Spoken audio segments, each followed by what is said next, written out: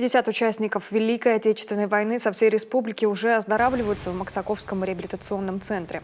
На поруки их взял Республиканский совет ветеранов. Те, кому требуется дополнительное обследование, смогут попасть в диагностический центр врачей узкой специальности. Большие планы у организаторов и на сам День Победы.